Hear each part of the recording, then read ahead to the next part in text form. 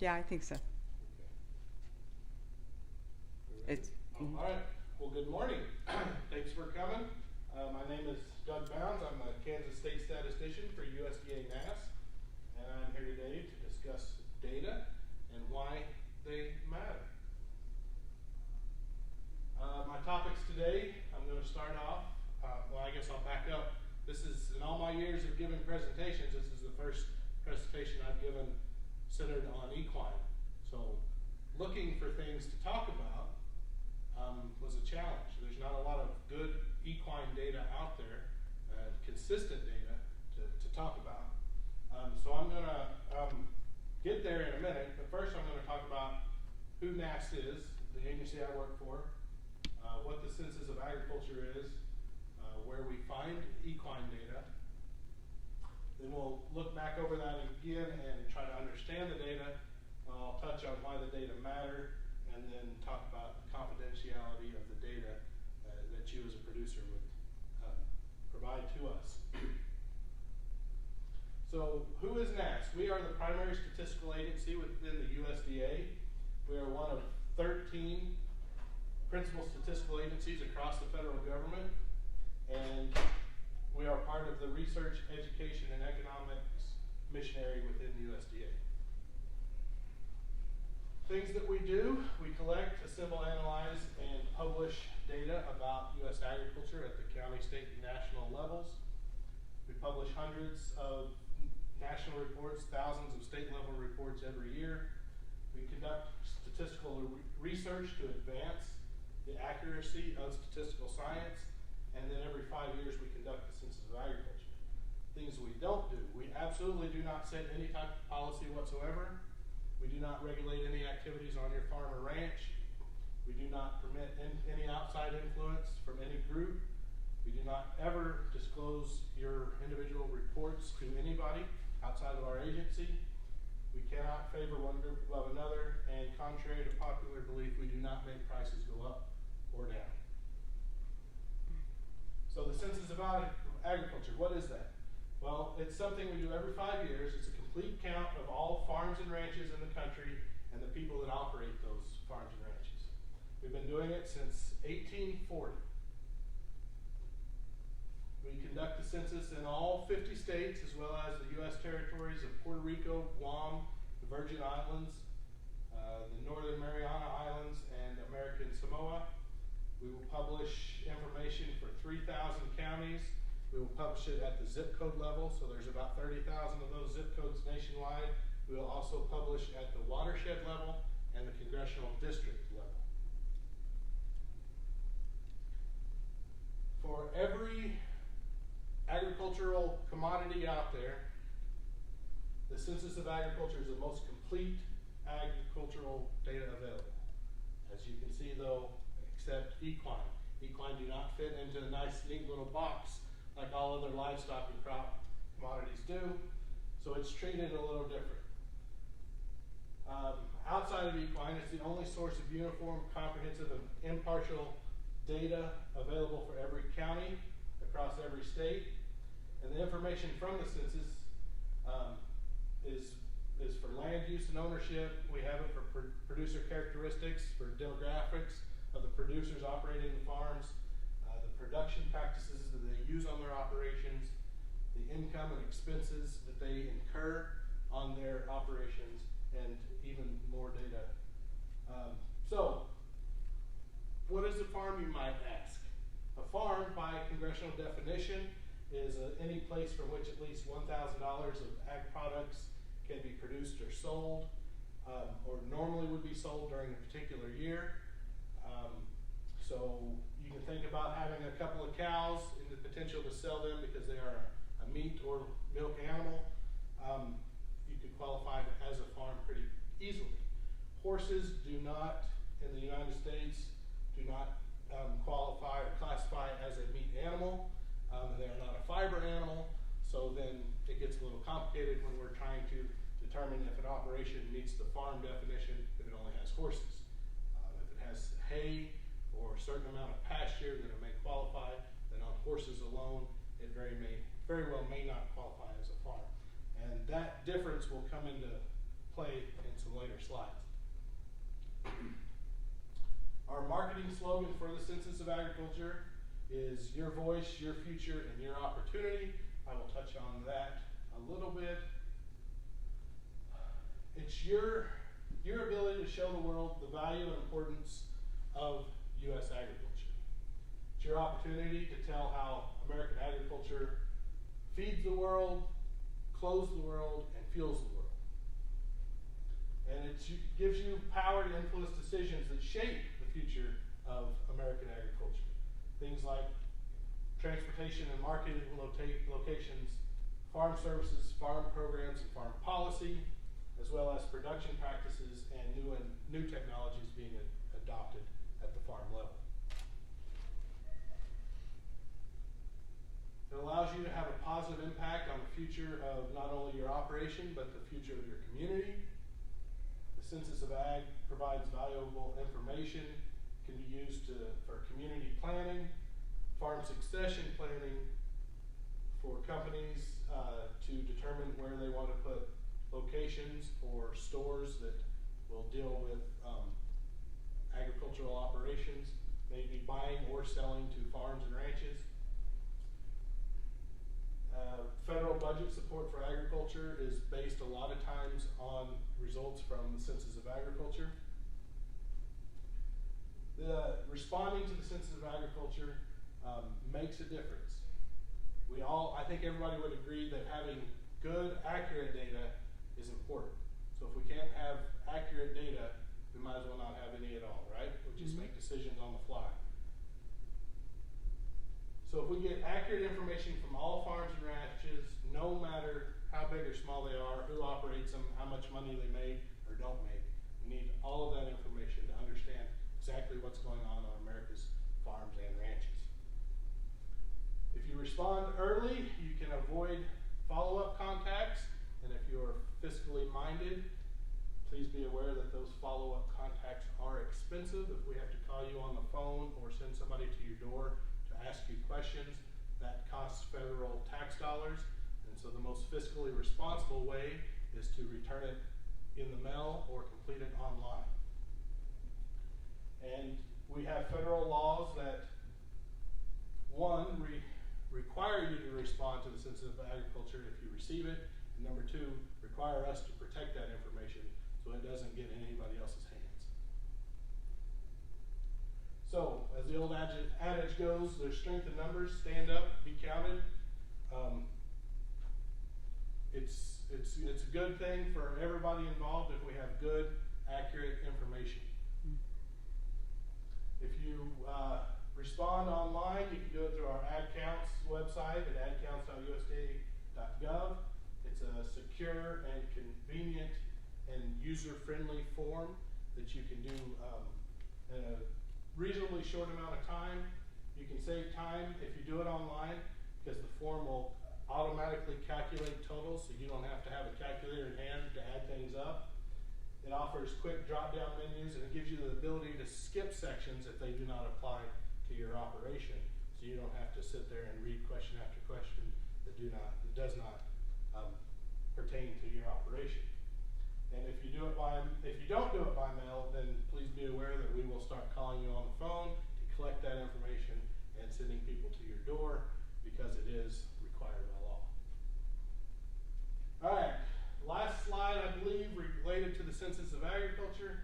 We're going to mail that out to farms and ranches. We're going to mail about 3 million of those nationwide around November 21st of this year. We're going to ask for those to be returned to us no later than February 6th. And then it takes us about a year to compile all that data and put together the publications. So the target date to publish the 2022 Census of Agriculture results is February 22nd of 2024. All right, now we move into the more exciting information. Where can we find equine data? Well, it's hard. There's not a lot out there. There's not a lot of good data sets. There's not a lot of consistent data sets. And there are very few data sets out there that cover long periods of time. So within the USDA, we have 3 agencies, at least that I'm aware of, This is not an all-inclusive list, I don't believe, but 3 agencies that have some sort of equine-related information. NASS is the agency I work for. We also have the Ag Marketing Service and then the Animal Plant Health Inspection Service. Outside of that, there are some state government and university data sets available, and then the equine industry also has some as well. If we look at NASS data, we have a couple of different data sets. Horses on farms comes from the Census of Agriculture. We collected that from 1910 to 1950. Then there were 3 census periods. At least I was unable to find any equine data in the 1954 through 1964 census books. If it's in there, it's very, very deep, and I just couldn't find it. But since 1969 through 2017, I was able to find that information, so I've got it all charted. We'll talk about that a little bit. And then for about 30 years, we had some federally inspected slaughter data for horses. So I'll touch on that as well. Here's the first slide. We can look at, this is inventories and operations in Kansas from 1920 to 2017. This axis and the red line go together. The blue line and that axis over there go together. As you can see, these charts tell a story. And depending on what you do with that chart, you can tell different stories. I decided to have the axes big and to start my data, this chart back in 1920 going roughly 100 years. If we were to start that chart somewhere in the 1969 to 1974 time frame, this chart would look completely different because of scale. But what I want to point out is a couple of things. First, back in 1920, we had a little over 1 million head of horses and ponies in Kansas. You fast forward 100 years, and we're down to only about a little over 50,000 horses in the state. The number of operations declined at about a similar rate. You would expect that.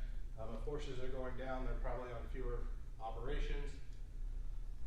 Another thing is that way back here in the beginning, most horses probably were found on farms and ranches. Nowadays, most horses are found on something other than a farm and ranch. So that tells part of the story too. We also have some information on mules, burros, and donkeys from 1978 to 2017. You can see again, inventory matches with the red line, operations on that axis with the blue line. They trend together pretty closely. We had a peak of about 4,500 of these non-horse equine in 2007, and then the latest census in 2017, we were a little bit under 4,200 head. Horse slaughter data set that I mentioned earlier. As you can see, that data set began in 1980, ended in 2007 when the last of the federally inspected slaughter plants in the nation were closed down. So we saw it trail down in the early 80s, pick back up through the late 80s and into the early 90s, and then it pretty well dropped off until there were no more plants to slaughter those animals. We can look at AMS data that's available. They have data on imports and exports. I picked out these exports of horses for slaughter because this tells a story.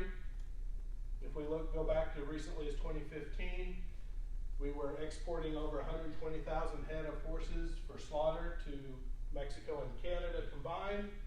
As you can see, by 2019, there were no horses being exported to Canada at all. And if we go to 2021, what is being exported to Mexico is less than 20,000. And so far, the first 2 months of 2022, we had very little.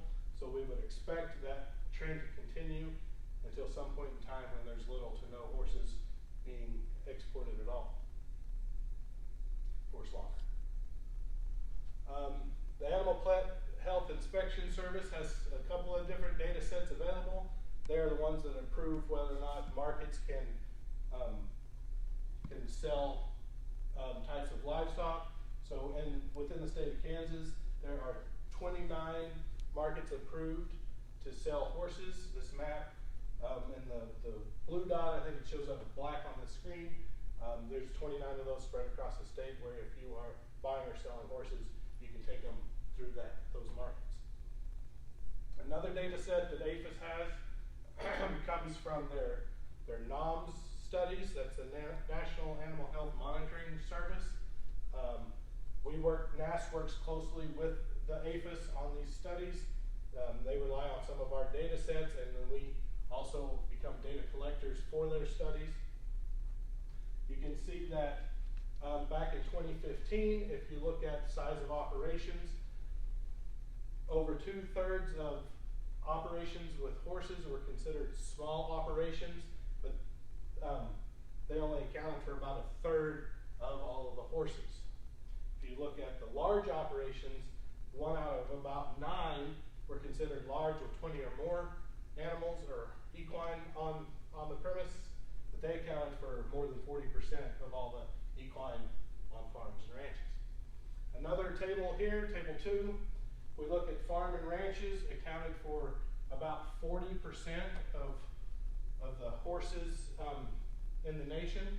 And if you look at residences with equine for personal use, just about the same number, another 40%. So there's just as many horses out there for personal use as there are on farms and ranches. And it's even some of these farm and ranches, the horses on farms and ranches, doesn't guarantee that they're working horses. They may be pleasure horses as well, they're just located on farms and ranches.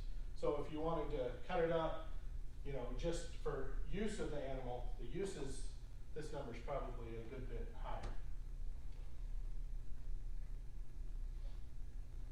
Some of the industry data that's out there.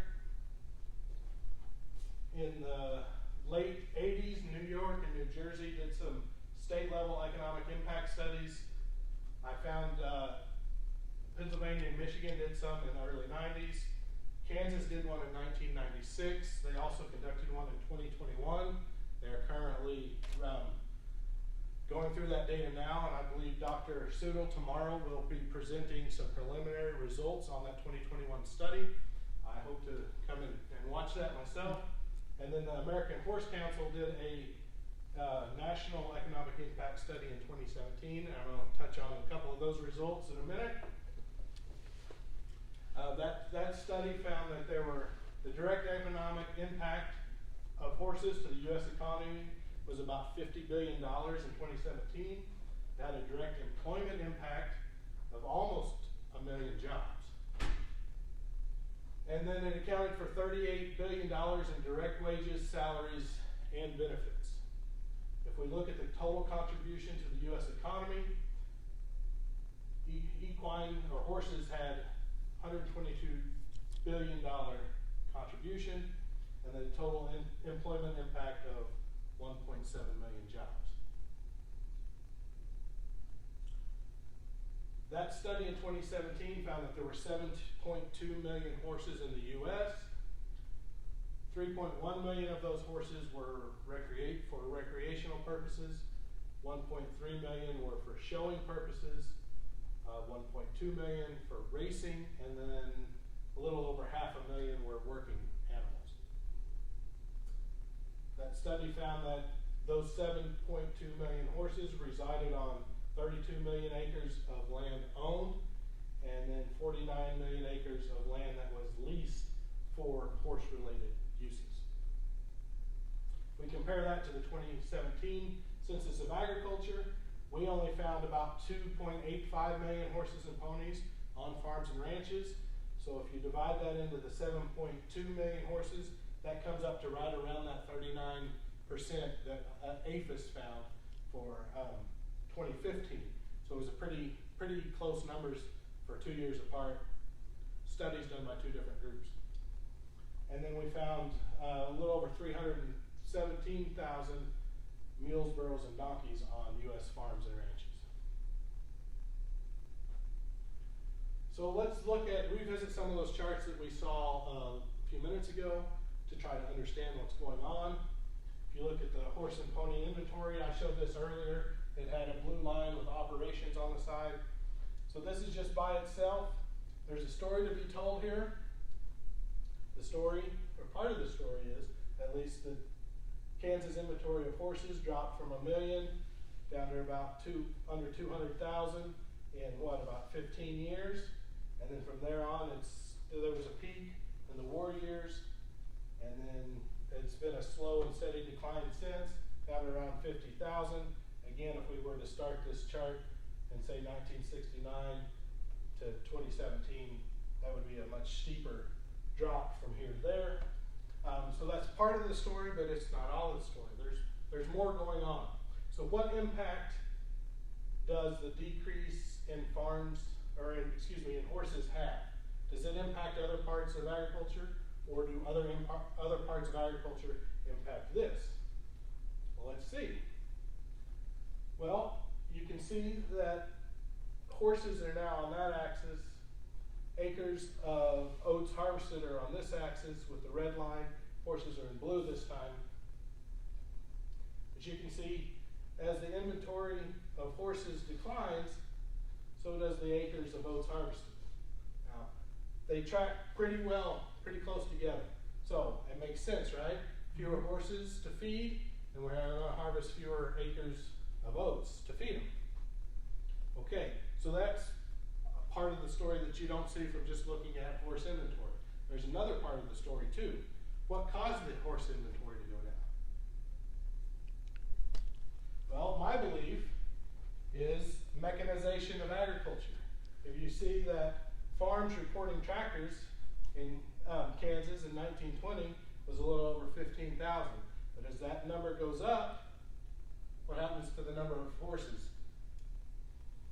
Number of horses, the blue line again, it goes down. So when you have tractors, you don't need the horses anymore, right? Right. At least for work. Yeah. So the number of work horses dropped significantly in a pretty short amount of time.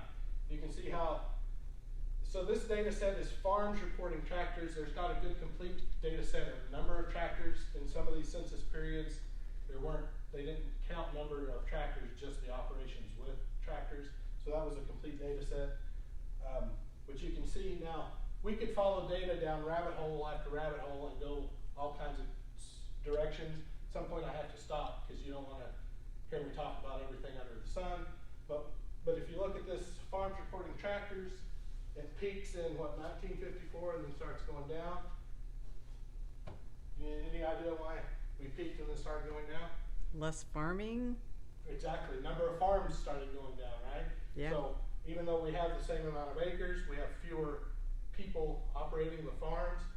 And so that number goes down, so the farms with tractors has to go down with it. It makes sense. And then another thing, this is bringing the horse inventory back together with federally inspected slaughter. Again, scale matters. I don't love the scale here, but I had to use it to be able to get the whole picture of the inventory of horses. If you look at FI slaughter with it, they kind of start moving together before they move back apart. So is it the decrease in horses caused an increase in slaughter, or did the increase in slaughter cause a decrease of horses? I believe that's the case. They slaughtered more, so there were fewer horses. Then when we started slaughtering little to no horses, that inventory started going back up. Mm-hmm. Again, that's a story that is told by having these two different pieces of unique data put together. Because data tells stories.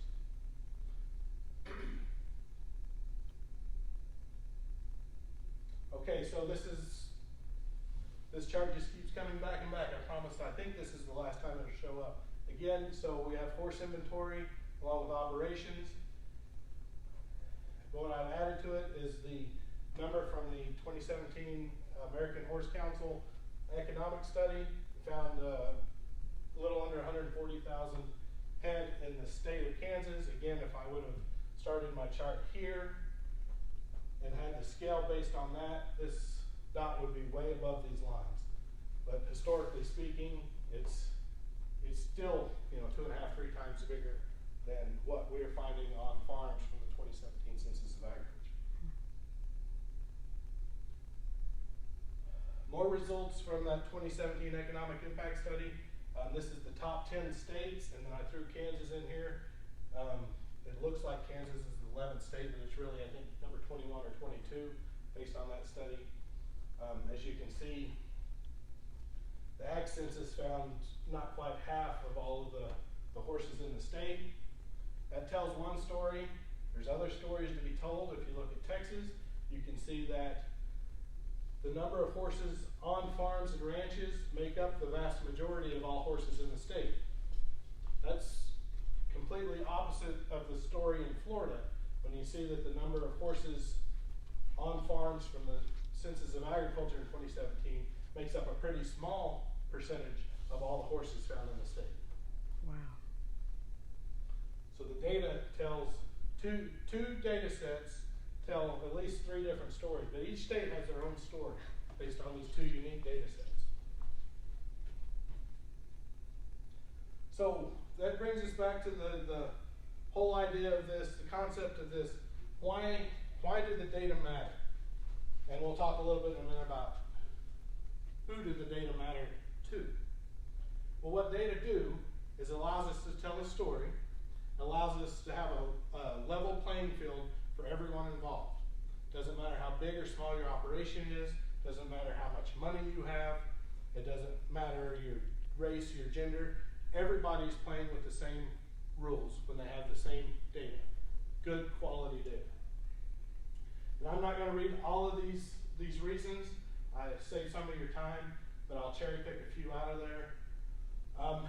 It helps improve supply and transportation efficiencies, so you know where maybe to think about harvest time for grains, so that the rail companies know where to have train cars available, because they know where the planted acres are and the projected harvest amounts, yields, and production. You know, these companies are looking at that so that they can have things in place at the right time to serve the operators and the rest of the public.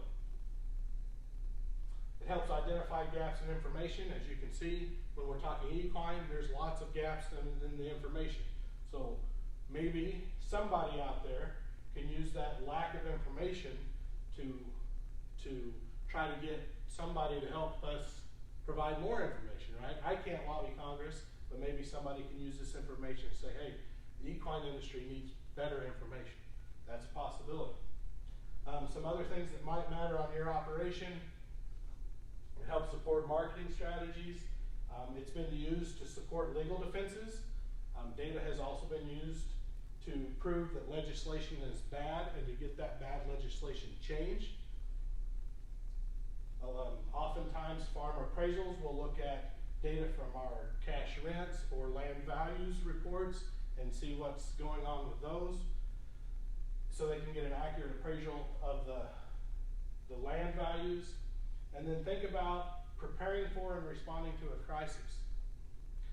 God forbid we have a foot and mouth outbreak or an African swine fever outbreak in the United States. We need to know where those potentially impacted animals are located so that we can have resources in the right areas. You don't want to put a lot of dollars for African swine fever in Delaware when all your hogs are in Minnesota and Iowa and North Carolina. You got to have things in the right spot. Farm programs depend on state and county data. So if you operate a farm and you're working with the Farm Service Agency and the Risk Management Agency, those agencies rely on data from not just within their agencies, but also from NASS. The county loan rates for grains and oilseeds will utilize NASS data. The program parameters for the ARC and PLC programs utilize NASS data. Non-insured crop disaster assistance programs, the CRP program, FSA county committee elections, beginning farmer loans utilize data, risk management programs utilize data. So who uses this data? Well, this again is not a complete list, but some examples of people that use the data. Of course, farmers and ranches, they're not only the data providers, but they're also a big portion of our data users. Other USDA agencies, as I mentioned, Farm Service Agency, NRCS, the Natural Resources Conservation Service, and then RMA, APHIS, as I mentioned earlier, they use the information. Producer organizations like, say, the Kansas Corn or Kansas Wheat, processors, warehouses, cold storage facilities, transportation companies, rails and barges and trucking companies, grocery stores, grocery store chains to know, what's being grown this year, how much are we expecting there to be, what's availability. They'll set their pricing based on expected supply and demand. Ag businesses of all shapes and sizes, ag traders, commodity markets, federal and state agencies, as I mentioned some federal ones before, but there are some outside of the USDA that will utilize our data.